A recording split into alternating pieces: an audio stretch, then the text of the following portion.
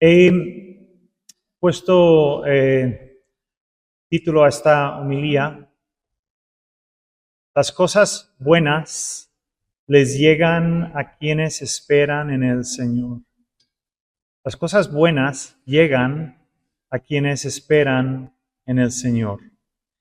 Un tema que me pareció bien entrelazar al menos dos de las lecturas es el tema de la demora de Dios. ¿Qué pensar cuando los cielos guardan silencio? ¿Qué pensar cuando Dios se demora en darnos aquello que necesitamos, aquello que anhelamos? En Jeremías, en la lectura de Jeremías, encontramos al pueblo de Dios, un pueblo anhelante de salir del exilio en Babilonia. Y por su propia rebeldía, Dios les castigó con 70 años en el exilio, pero se están cansados, están perdiendo su esperanza. Dios les recuerda su promesa de que Él será fiel a su promesa y proyecta una imagen gloriosa de cómo será ese segundo éxodo del exilio. Será un momento de gran alegría. En Lucas encontramos a una viuda que ha sufrido una injusticia, un agravio, pero se le hace esperar demasiado tiempo antes de concederle su petición. En ambos casos, la palabra de Dios nos invita a contemplar cómo funciona la física espiritual, es decir, cómo es la dinámica de una vida vivida en el reino de Dios. ¿Cómo es que Dios, siendo nuestro Padre amoroso, no concede de inmediato aquello que urgentemente necesitamos? ¿Cómo es que tú oras y oras y no consigues aquello que necesitas? Bueno, lo primero que quisiera destacar de estas lecturas es que es evidente que los justos no están exentos al sufrimiento. No por el hecho de ser seguidor de Jesús estás exento de sufrir penurias en esta vida. Esta fue una de las luchas más grandes que sufrimos en piel propia cuando nuestra hija sufrió el accidente, ¿verdad? Nos preguntamos, oye Dios, como una familia que te está intentando servir, ¿cómo es que nos permitiste pasar por esta tragedia? Esta parábola de Lucas 18 se lee un poco como el libro de Job, pero en miniatura. En la sociedad judía no había persona más vulnerable que la viuda, el huérfano o el extranjero. Intuitivamente, cualquier oyente de esta parábola hubiera asumido que esta pobre viuda no contaba con ningún heredero, no contaba con ningún hijo que abogara por ella su causa. En efecto, lo único que tiene, lo único que posee es la rectitud de su causa y su confianza en el Dios de Israel, que es, según el Salmo 68, Padre de huérfanos y defensor de viudas. Eso es lo único con lo que cuenta esta viuda. La rectitud de su causa y el carácter de su Dios. Así que, ¿qué hace esta viuda? Armada de estas dos cosas, se hace molesta. Repite su demanda hasta el punto en que se cansa el magistrado corrupto y dice, más vale hacerle justicia a este señor porque es que si no me va a agotar la paciencia por completo. Y por fin se da el brazo a torcer y le concede aquello que ella tanto anhela: justicia. ¿Cuál es el propósito de la historia que nos narra Jesús? Lucas no nos deja margen a las dudas. Él introduce la parábola diciendo, también Jesús les refirió esta parábola sobre la necesidad de orar siempre y no desmayar. Porque las cosas buenas les llegan a quienes esperan en el Señor. Las cosas buenas les llegan a quienes esperan en el Señor. Así que es una exhortación a no desfallecer en la oración.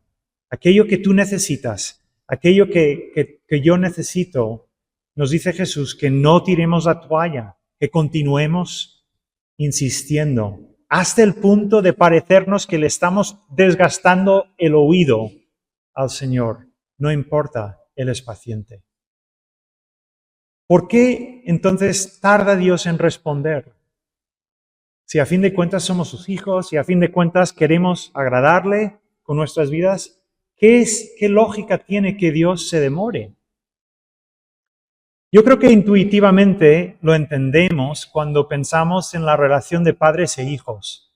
¿Verdad que un padre, una madre que de verdad ama a su hijo, no le concede cualquier capricho de forma inmediata? O sea, si tú pones el árbol de Navidad en tu casa y con antelación pones los regalos y tu hijo te viene y dice, mamá, quiero abrir mis regalos hoy, ¿verdad que no serlo conscientes? No, bueno, al menos en mi casa no se ha consentido nunca eso. ¿Por qué? Porque todos entendemos que nuestro hijo, nuestra hija, tiene que aprender a ser paciente, tiene que aprender la demora, la gratificación demorada, resistir la tentación.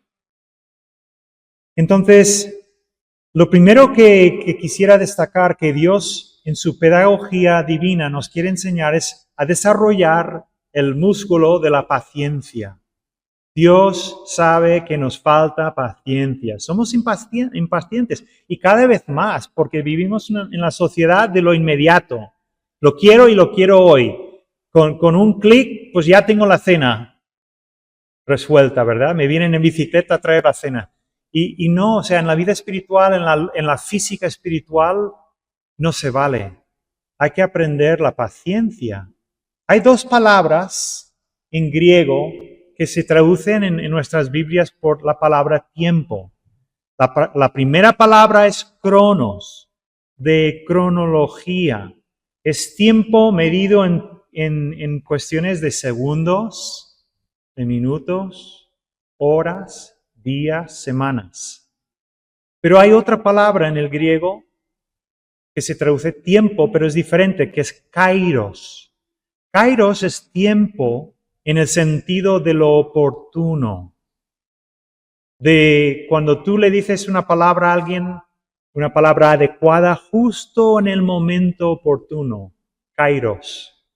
Cuando nuestro Señor Jesucristo habló por primera vez en el Evangelio de Marcos y anunció, el tiempo se ha cumplido, el reino de Dios se ha acercado, arrepentíos y creed en el Evangelio, la palabra que usó fue la palabra kairos. No vino en cronos, no vino según los tiempos humanos, sino vino en el momento justo, en el momento oportuno, según el reloj de Dios. ¿Por qué desfallecemos en la oración? Porque oramos según cronos. Queremos que Dios en 2 segundos, en 2 días, en 2 meses, nos dé aquello que necesitamos. Pero el reloj de Dios corre según kairos, según el momento justo y oportuno.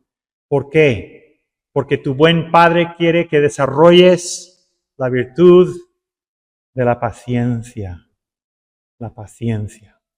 En segundo lugar, la confianza. Dios quiere que desarrollemos una confianza total en Él, una confianza tal como una niña tiene con su madre, con su padre, una confianza infantil. Cuando nuestro hijo Sebastián, y hoy se ha librado porque no ha venido, pero cuando él tenía unos 3 años, vino a la cocina con su madre con un puñado de cositas y le dijo a su madre, mira mamá, pistachos. Y su madre se fijó y claro, no eran pistachos. Eran pastillas anticonvulsivas contra la epilepsia, porque una invitada en casa las había dejado sobre la mesa de noche. Y claro, no sabíamos cuántas había comido. Entonces yo fui corriendo con él a urgencias, al hospital en Mataró.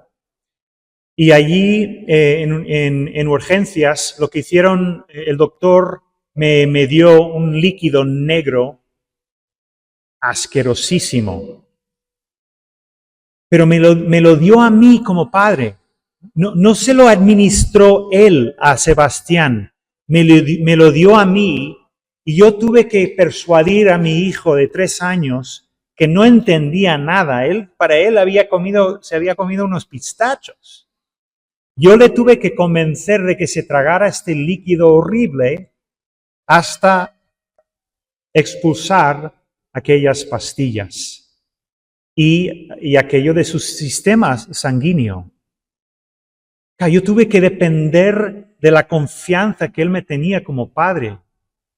Pero también es cierto que después de todo aquello, pues ganamos más confianza aún, cuando tuvo uso de la razón para entenderlo.